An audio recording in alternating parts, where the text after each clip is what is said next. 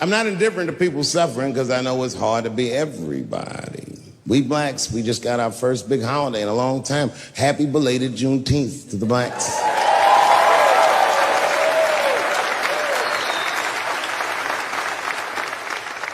Juneteenth is a strange holiday, isn't it?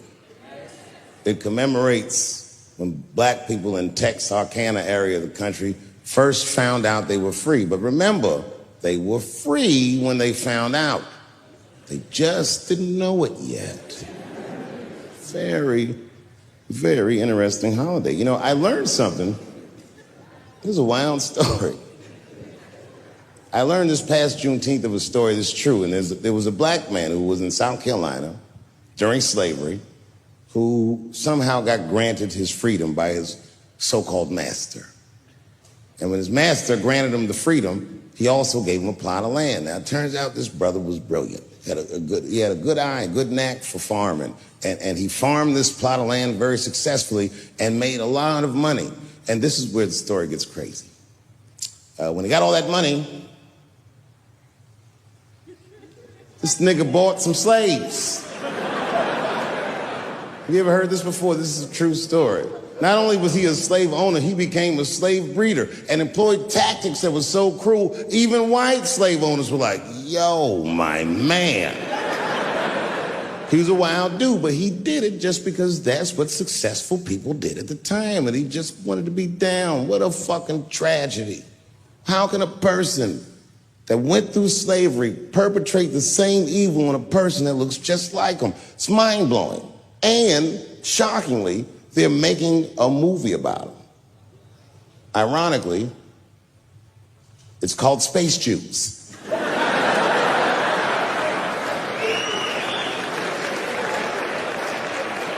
Space Juice.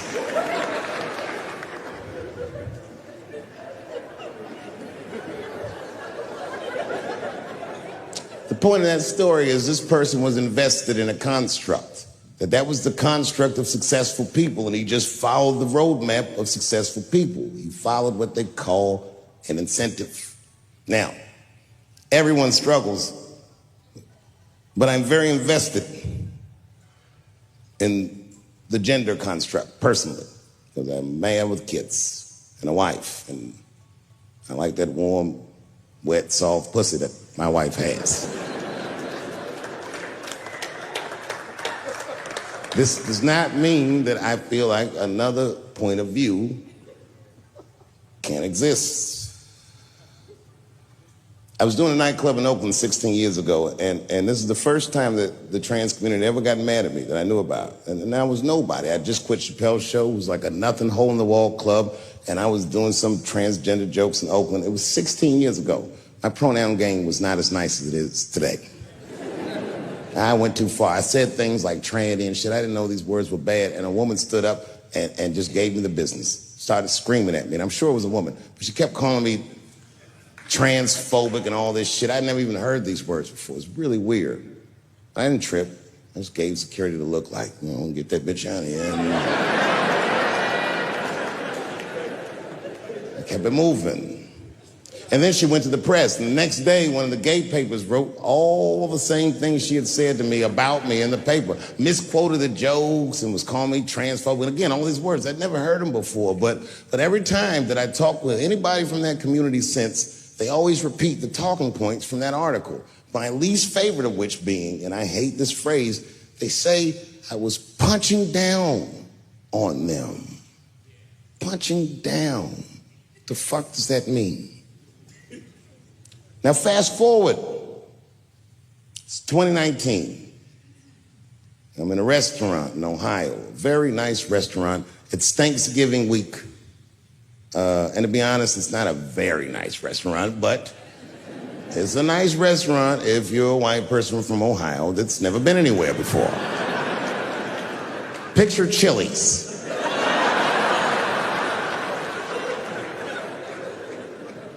I'm sitting in the bar, I'm having a drink by myself, and the only other person in the bar is a woman, a couple stools down, and she was alone, and she was older, and that made me feel sad because it was the holidays. So I told the bartender, send that woman a drink on me. She's trying to spread the cheer, and I wish I didn't. This woman wanted to talk. She wasn't mean, she was nice, but she just wanted to talk about shit that, the nigga that's trying to get drunk don't want to hear about this bitch remodeling her bathroom, and I'm sitting there trying to be polite. Oh, subway tiles, word. But then she hits a lick, piqued my interest. She says, my daughter is coming home for the holidays. Oh, that's great news. I'm glad you're not going to be alone. And then she goes on and on about how great her daughter is. I guess her daughter got a new agent, and she's out in Hollywood. She's in movies and on television and all this stuff. And as she's telling me this, I'm thinking, this woman is so sweet. She probably doesn't even know who I am or what I do for a living. Because I know what your daughter's out in Hollywood doing.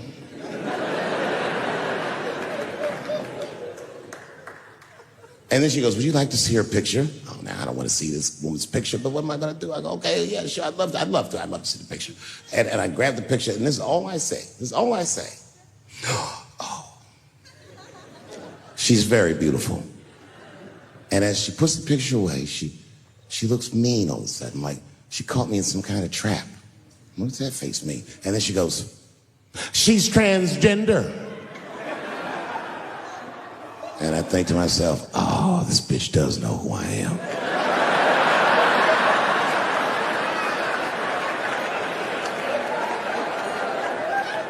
I really resented that trap because that trap doesn't let me be honest. If I was honest, I wouldn't fall for it. I just looked at the picture like, ooh, look at that big chiseled jawline, that big thick Joe Rogan neck. Is that a dude? Is your daughter a man? Can't say that shit. It's really annoying. Fast forward, now it's a couple days later. It's the Wednesday. For the Thursday, that's Thanksgiving, and I'm in a totally different bar. And this bar, trust me, it's not a nice place. It's foul. It's one of those bars where the top shelf should be under the sink. This is where the poor whites drink, the tiki torch whites. You know what I mean? Them white people, they believe in Q and they love Trump. You know what I mean? Like Michigan white people.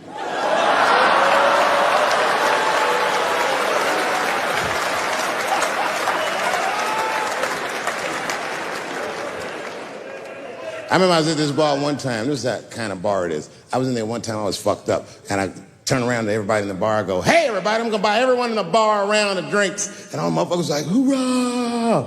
And the bartender knew I was drunk, so she pulled me aside. Mr. Chappelle, are you sure about that? That's going to be $16.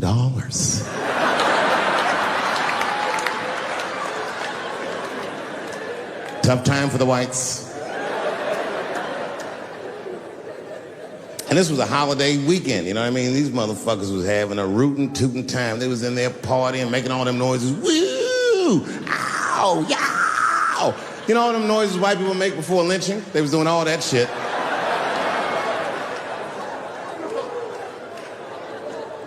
I was drunk. I looked over my shoulder. I thought I was tripping. I guess who was in the bar? I thought I was seeing things. I looked across the room, and I saw the trans bitch from the picture. I couldn't believe it. I said, what is a trans person doing in a place like this? This is very dangerous behavior. And she was with two big, buff, gay black dudes. I didn't know these dudes, but I know they was gay. If they had a dick in their mouth, they wouldn't look any gayer than they did just sitting there. They had 1980s gay face. You know what that is? Remember in the 80s when gay people looked surprised all the time?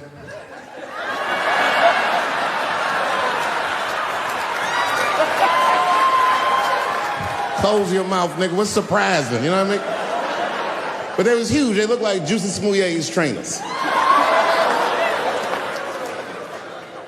And I'm thinking, man, these motherfuckers in a line of trouble. So what I do is I stand up, and everybody in the bar likes me, so I make a big show of it to make sure that everyone can hear me. I walk right up to her, and I go, hey, I just met your mother the other night, and she told me all the great things you're doing in Hollywood, and I cannot believe that someone from a podunk place like this can achieve all that. I'm so proud of you. welcome home. And the whole bar said, hoorah. I said, psh, that'll buy her some time. You know what I mean? A couple more drinks and these fellas are going to start asking her for some pussy she might not have.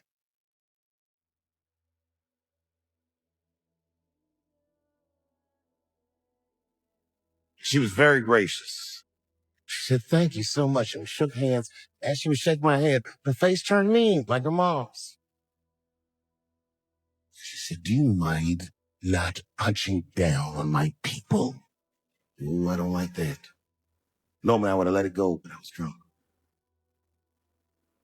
I said, what might you mean, bitch? I was careful to call her a bitch because I didn't want to blow her cover. Turns out she wasn't hiding. She was loud. She was proud. She let me have it in front of everybody. Screaming at me all the talking points from that article. You transphobic, this and that. Kept clapping her hands in my face. Let me tell you something. I said, we learned this from black bitch. She comes on. Let me tell you something. So annoying. She kept calling transgenders her people. Isn't that weird? My people this, my people that. I said, what do you mean your people? Was y'all kidnapped in Transylvania and brought here as slaves?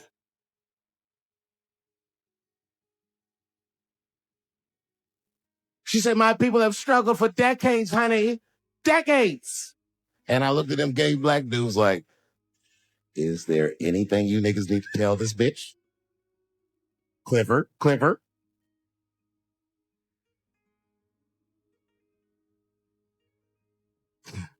I'm exaggerating. She's actually a very nice person, and I'm cool with her now. But boy, that shit got on my nerves. And it got on my nerves because whenever someone says that to me, I know they've never seen me for themselves. They just repeat what they've heard. Any of you?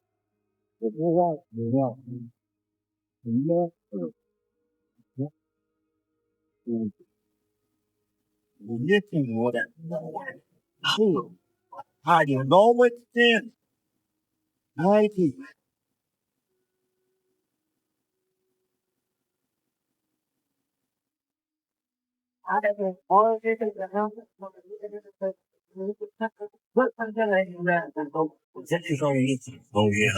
Yeah, motherfucker. Wait up. I'm grown out there in the street as such. Oh, that's no. No. Go back. Go back. I'm not gonna be your best friend.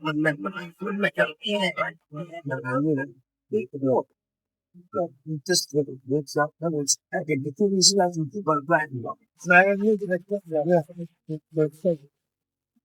That's not anything you can move there because you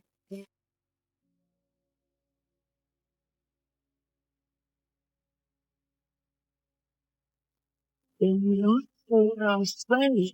I'm not even talking about you. I'm worried about us. And they don't. Yeah.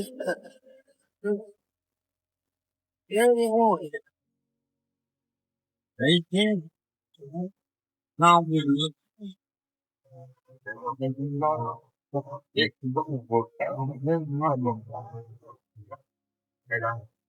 Don't need to come and learn about it. Should be a back in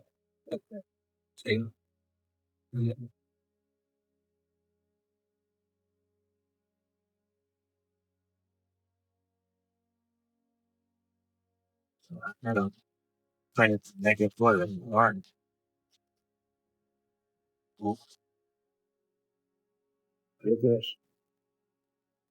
Something there's pregnant issues without them. If you women, let's make that might look at blackface. It offends them. Like, ooh, the bitch is doing it. Of someone else's perceived oppression is untenable to me. The fact that if my name was on this theater and the kid that walked through that door would feel anything other than pride in their school and in their endeavors, well, that's untenable to me. So on Friday, I decided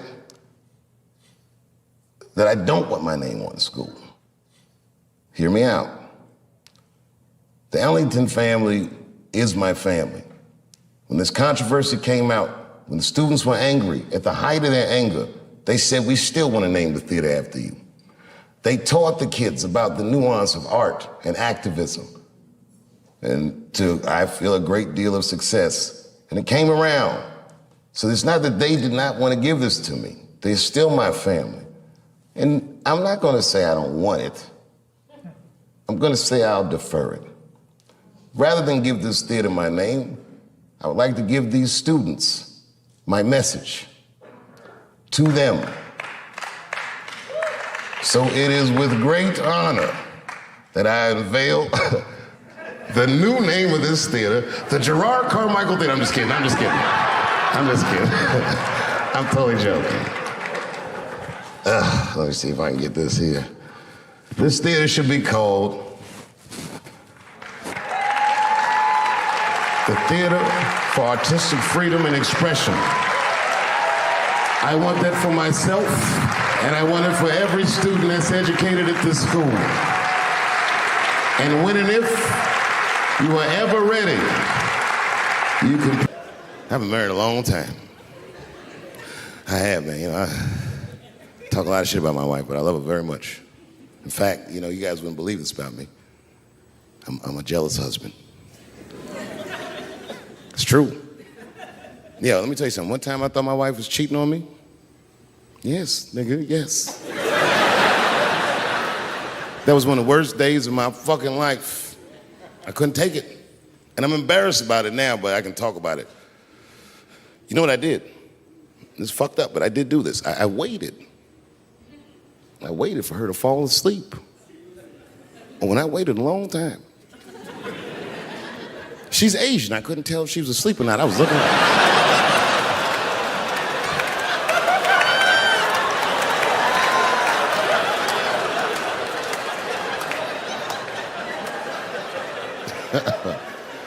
And when I was sure she was asleep, you know what I did? I stole the iPhone, took it downstairs and started trying out passwords to see if I could open it. I couldn't figure out the password. Then I remembered it's iPhone. This shit has facial recognition. I was just like, oh. And that shit opened right up.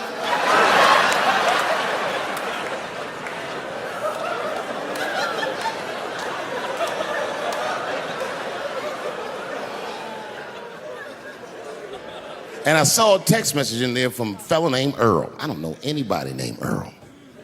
I woke her up out of her sleep. I said, wake the fuck up. Who the fuck is Earl? And she said, David, what are you talking about? Oh, don't you play dumb with me, bitch. I done opened your phone. Who is Earl? And she said, oh my God, David. That's gay Earl from the hair salon. I said, word, what am I, a dummy? How am I supposed to know this nigga is gay?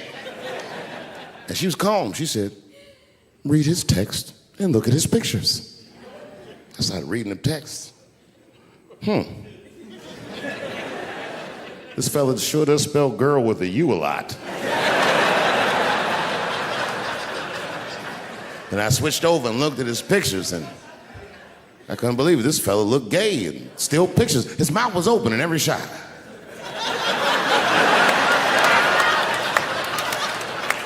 And then I knew she was telling the truth. And then I felt like dumb. I said, I'm sorry. I'm sorry. Okay, I'm sorry. Here, take your phone. I'm sorry, just go back to sleep. I am sorry, I guess I just been insecure because all this cheating I've been doing. Good night.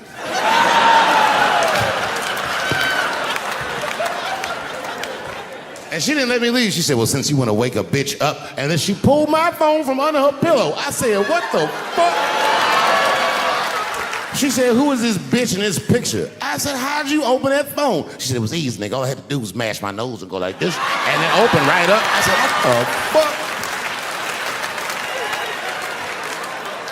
fuck? I learned one of the most valuable lessons of my life, and I have to share it with you. And that lesson is this. in your life, in any given moment, the strongest dream in that moment wins that moment. I am a very powerful dreamer. Yeah, I'm not lying.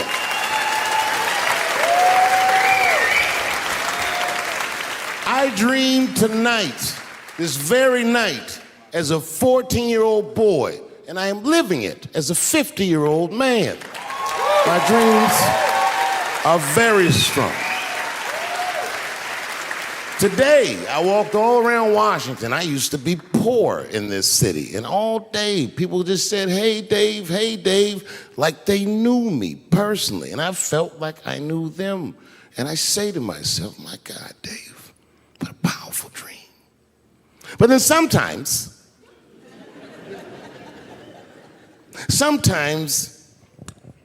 I feel regular. Just feel like myself.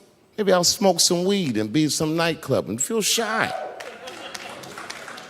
But I'll look across the nightclub and I'll see some guy that no one's ever heard of. But this nigga worked all week and got bottle service. And there's bitches bringing Moet with sparklers to him. I picture in my mind he's Persian. He's doing some kind of weird Persian dance. And he got 6 bitches at his table because he got so much liquor, and they all call him saying, go Cena, go Cena. And I'll be looking across the room like, oh my God, I'm in that guy's dream. I can hear him telling his friends, hey, how was the club last night? Man, that shit was fantastic. I had bottle service. I seen Dave Chappelle across the club looking at me like, ooh, who was that? And that's the trick to life. You have to be wise enough to know when you were living in your dream. And you have to be humble enough to accept when you're in someone else's. It's why I don't judge between Will Smith and Chris Rock. Because you guys look at them as big ideas, but I look at them as fellow dreamers. I can't judge between them because I see myself in both of them. I am Will Smith. I am the man that cannot take it anymore and will slap the shit out of the next person that says a crossword to me or somebody that I love. And I am Chris Rock. I am the man that can get slapped in front of the whole world and keep my composure so I don't fuck anything. When I see a fellow dreamer, I give them my utmost respect. Even if I don't understand what their dream is. I know a dreamer when I see one. And I've met many powerful dreamers in my life. None more powerful than a man who calls himself Little Nas X. I met this nigga at a party. I had no idea who he was. But the minute he walked in that party, I knew I was in his dream.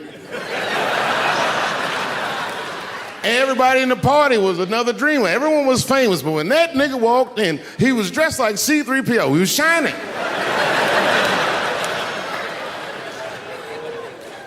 And everyone was like, oh my God, there he is. That's Lil Nas X. I didn't know who he was. And for some reason, out of all them dreamers, he walked right up to me. And he said, I tried to get you in my video.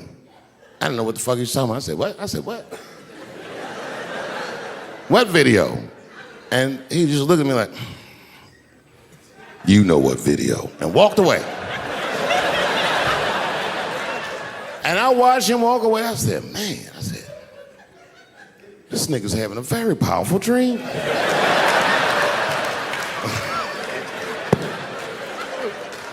You know what it reminded me of?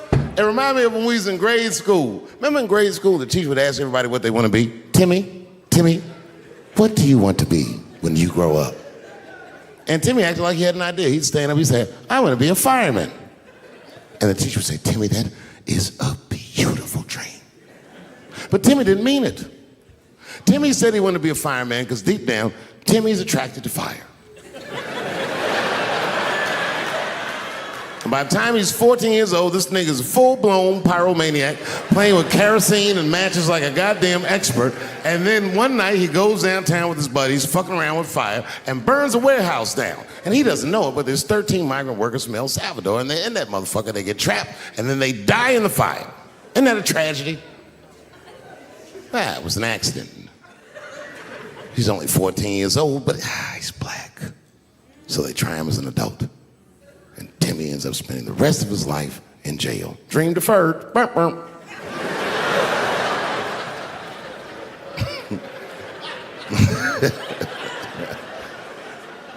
What about you, Billy?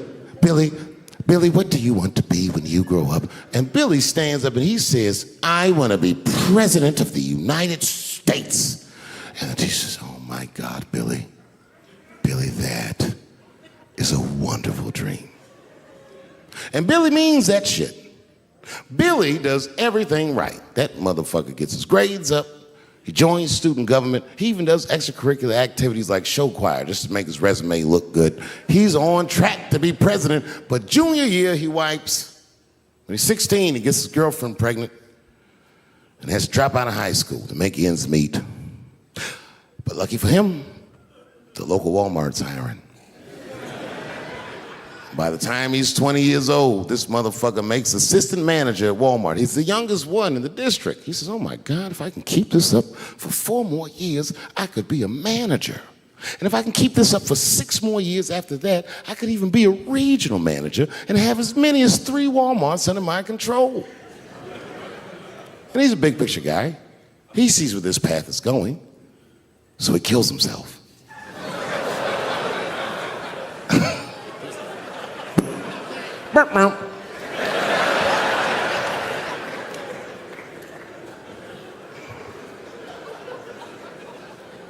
Well, what about you? What do you want to be when you grow up? I don't want to say, because I don't want the other kids to laugh at me. Who cares if they laugh? Your dream is yours. Own your dream so they can come true. Say it loud and proud. What do you want to be when you grow up? Little Nas X.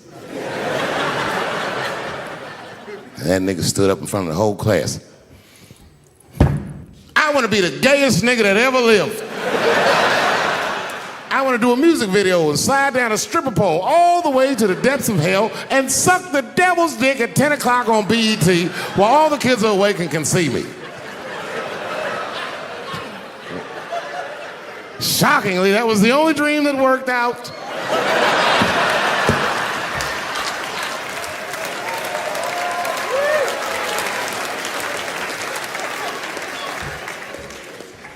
That's why I'm here tonight in the city where I built the dreams that I live. Because I wanted to tell you all that they came true. And I wanted to thank you all for making the man that I am today.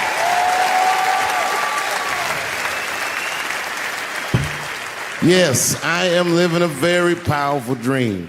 Every time I come to this city and I stand in front of you, I realize that, my God, man, this is not my dream.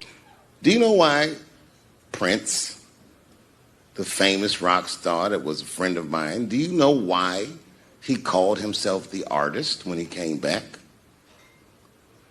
He calls himself the artist because that's what they call us in our contracts. Oh, these contracts are crazy. You should hear the terminology they say in these contracts. To use your name and likeness in perpetuity throughout the universe. Who the fuck could possibly know what that means? Nobody does.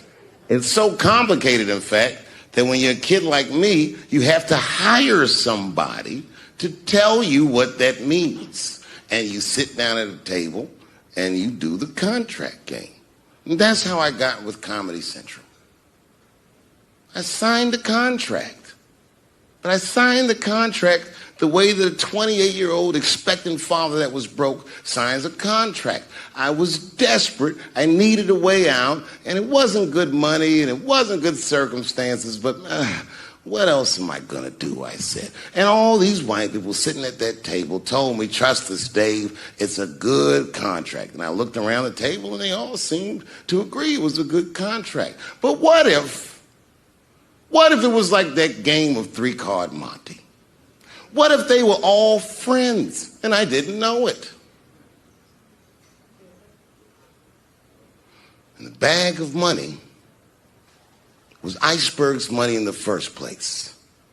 And ever since he did that lecture, I listened in his class intently. He was one of the only guys that I would always get straight A's from because I worked very hard, not to get his approval, but to avoid his disapproval.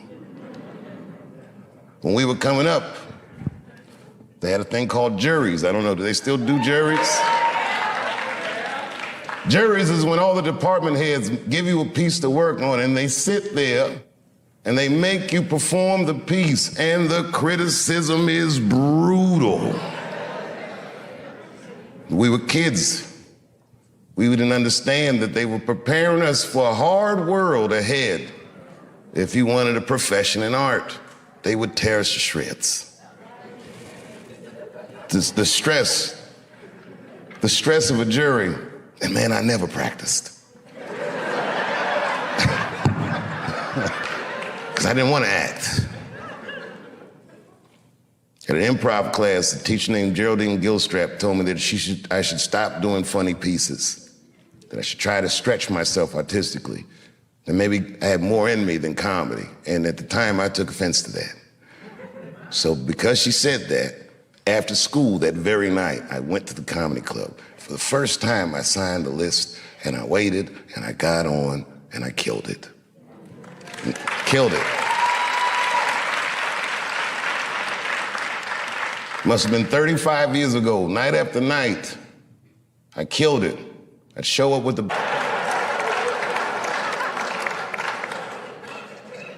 Really, I could do these specials like Steph Curry. I'd be shooting from inside, outside, all night.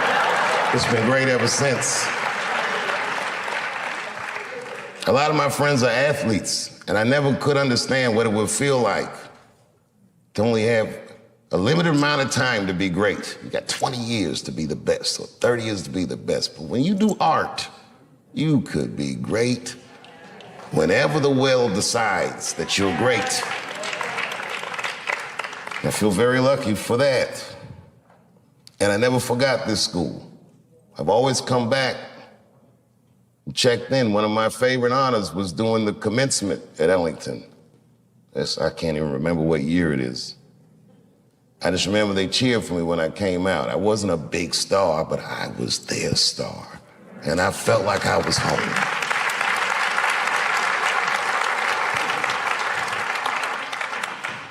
After I did Lorne Michaels, after I did Saturday Night Live, Lorne Michaels said something that I got to share with you. He goes, "You went to Peggy Caford School, didn't you?" That's what he said. And I said, "I did." And he said, I want to say to Saturday Night Live, he goes, "Tell her I owe her money."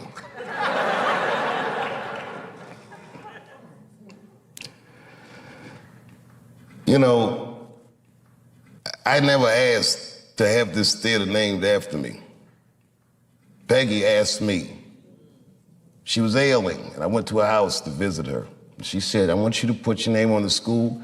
She said, "It will help us raise money for the school." And to me, it was like, I felt like I'm a little young for that, and I'm still kind of using the name, you know what I mean? Let's see what I do with it first. You never know, you know. Like imagine if OJ named his son OJ Jr. Oh, Dad.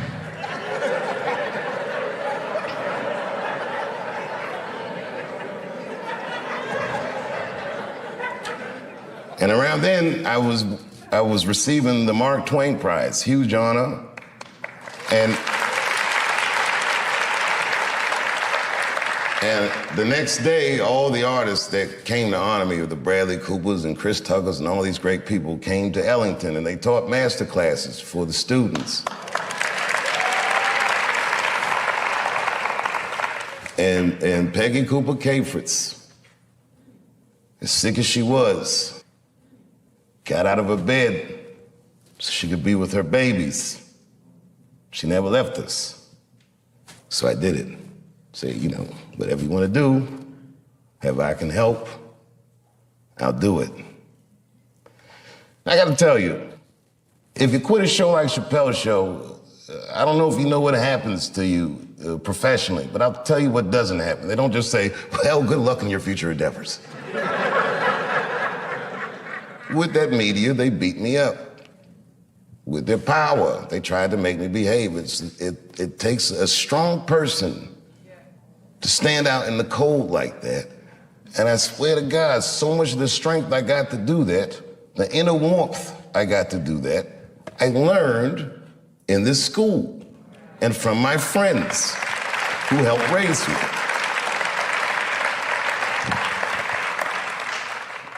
So why wouldn't I do anything I could to help my benefactor? And the last time I came back, after the closer, when the kids were mad at me, I gotta tell you, that was quite the day. All the kids were screaming and yelling. I remember I said to the kids, I go, well, okay, well, what do you guys think I did wrong? And a line formed.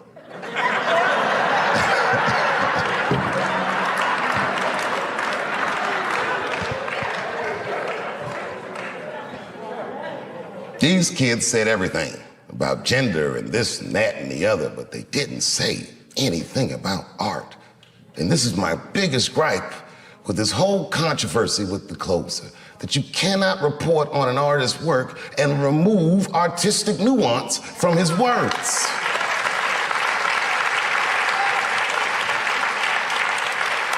It would be like if you were reading a newspaper and they say, man, shot in the face by a 6-foot rabbit, expected to survive. You'd be like, oh my God. And they never tell you it's a Bugs Bunny cartoon.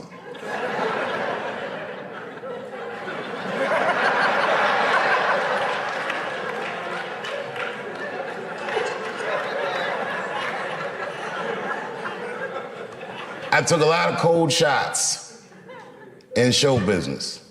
And I gotta tell you, as the years go on, you feel the shots less and less. Hey, it's just the business, is what you say. But that one, that day, boy, that day they hurt me. When I heard those talking points coming out of these children's faces, that really, sincerely hurt me. Because I know those kids didn't come up with those words. I've heard those words before.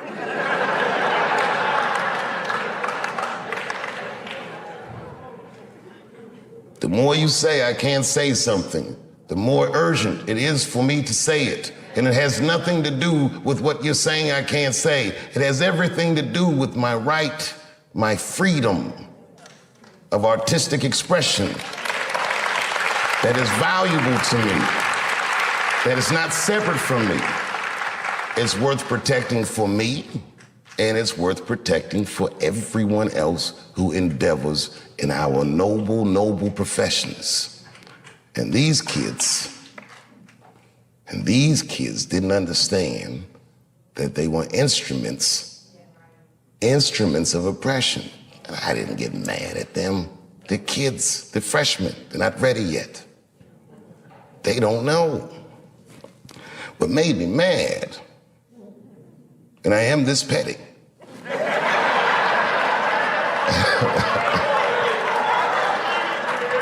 I ain't saying names.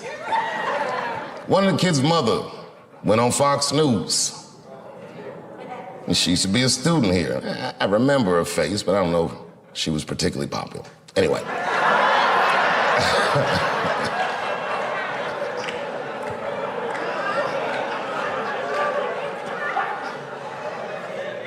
She was in the literary media arts department. She said a lot of things that I didn't like, a lot of things, but, you know, that's her right. Things she said that got to me. She said, at Duke Ellington, in my genre, as proficient as me, I am maybe a once-in-a-lifetime talent.